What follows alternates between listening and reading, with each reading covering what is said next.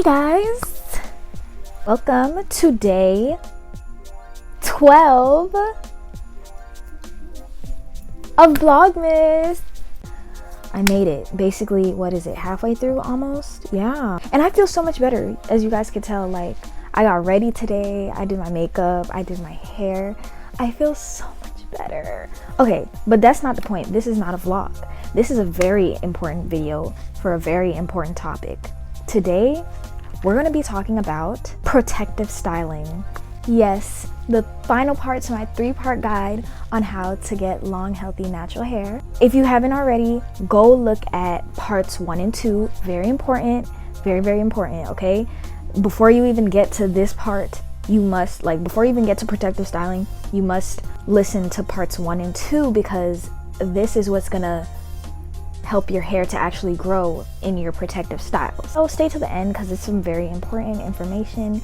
And also, if you just want to see my cute hairstyles over the years, my cute protective styles, because I will be inserting pictures. What is protective styling? Basically, it's when you put your hair into a certain style to where there's low or no manipulation of your hair. An example of these are braids, buns. I wouldn't really call buns protective styles, but some people say that. So buns, putting them under wigs, which is my favorite. Pretty much anything that makes your hair be away and protected from its environment and any manipulation. This gives your hair a chance to just be. Once you go natural, as y'all know, it's hard to maintain any style that has to do with your natural hair. So if you're constantly brushing it out or whatever to do a style, like a braid out or something, you're gonna lose more strands than you need to. I know we shed a lot of hair every day, but you're gonna lose more hair than you need to, and you're also gonna be you're bound to get breakage. I don't care what nobody says, breakage is inevitable, but it's more so when you're constantly manipulating your hair.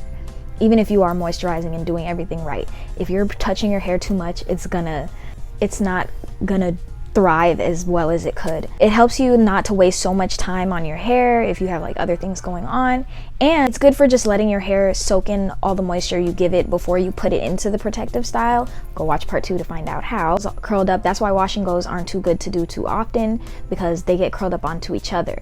So when your hair is in a braid, it's stretched and stuck in one position, not constantly moving around, touching everything. Okay, how you protective style is also very important. Now, what's very popular and has been for a while is those gelled down ponytails, sew-ins, all types of extensions that are actually going into your hair. And even some braids. Braids can really rip out your edges, and if they're too tight, they can start to pull your follicles out, and once your follicles come out, they're damaged. You're gonna start damaging it, and that's where the root of your hair is. So if you damage your follicles, sorry to you. You can always cut off split ends and it'll grow back, but follicles, unless you get a hair transplant, it's very important that you be careful how you protective style your hair. I'm guilty of wanting my sleek, cute hairstyles, with the gel and brushing it just harshly, sometimes I even have to flat iron my hair to get a sleek look. But while you can do those every so often, it's better to have a protective style that will put moisture inside of your hair and lock it in for as long as you need it until your next wash day. So for example, mini twists, perfect. You moisturize it as you're twisting, and then you can wear it in different cute styles, half up, half down. And if you're not a fan of the look of mini twists, you can always put it under a wig, which is my favorite thing to do. Braids and mini twists under a wig, perfect for moisturization and low manipulation. I personally have learned to do my own hair over the years, whether it be braids, twists, anything. And you know your hair more than anybody else. Some people at the salon will just rip through your hair while they're trying to put these protective styles in. That kind of defeats the purpose, doesn't it? And even wig stylists, they don't really care about your hair back in the day. I'm not that old, but I hear that back in the day, stylists actually used to take care of your hair, wash, condition, detangle and then do the protective style or the style you wanted. But nowadays they don't care. They say come washed, blow dried, whatever, and then they just hurry up and put your hair how it needs to be without any care in the world. Okay, the most they'll do is oil your scalp, but you need to take that into your own hands and start styling your hair on your own if you can. It's gonna save you a lot of money, not time, because I'll admit it takes forever and I hate that, but it's gonna save you a lot of money and damage to your hair. So let me just tell you guys how I like to do this protective style thing. So usually, let's start with wash day, right? And this is about a month's cycle.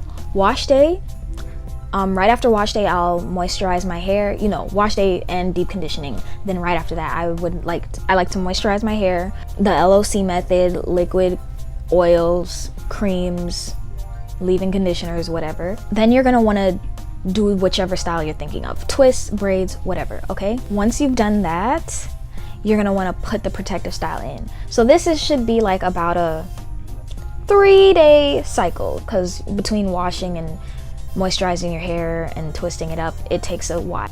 Once it's all styled up, you leave it. That's the key, leave it. I usually leave it in for, if I can, a month. Faux locks, then you could leave it in for 3 months, but at least a month I try to leave in my protective styles. Okay, and then after that, repeat the cycle: wash day, deep condition, moisturize, protective style. That's how I did it for the longest. I'll have my hair out for like 20% of the year just because it's in protective styles so much, and I believe that's how it grows the most.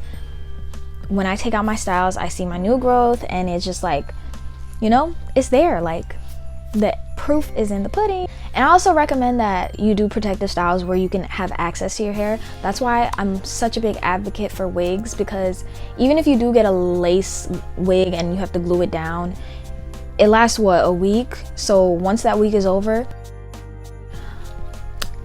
massage your scalp, oil it, whatever, re-moisturize your hair, put it back, slap that wig back on, and then you're good for another week. Like, it's amazing. Even if you only have access to your hair for a week, it's still something to get some moisture in there. And especially if you're wearing a wig that you have to take off every night, it's perfect. Oil your scalp at night, slap that wig back on in the morning. And then box spray, it's perfect. You always have access to your scalp. Massage it in. Do the inversion method like I talked about in part 2. Very important if you want your hair to grow fast. I'm telling you guys the secrets, like right now, like the secrets, all my secrets. So I'm gonna show you guys some pictures of my personal favorite protective styles that I've done over the years. So I've done mini braids smaller than this, but usually it ends up being like this, nice and fluffy. Then I do like mini twists and put it in different styles. At one point when I was working, I was doing just 2 big tail ponytail braids, and it ended up like that. That helped grow my hair a lot. It looked really full and big at that time. Mini twists again, and then it ended up coming out like this. So these can even be like braid outs and twist outs. Well, I hope you guys enjoyed that video. I hope it was very informative. This is the end of the guide. This is the last part, and I hope it was very informative. I worked really hard on remembering all this information since the beginning of my natural hair journey, which was so long ago, like 7 years ago. I promise you guys, if you use all these tips that I've showed you in the 3 parts of these videos, your hair will grow. If you guys like this video, give it a like. If you disliked it, give it a dislike. And if you want to see more videos of me in it, subscribe. And I will see you guys on day 13 is already up. Go watch it. Like my flat iron tutorial / routine / the new flat iron I use by Duvolet. Go to the link in my description to get 70% off their flat iron. I'll see you guys in day 14 since 13 is already up. So I'll see you guys in day 14 on tomorrow. Thank you guys for watching. I love you.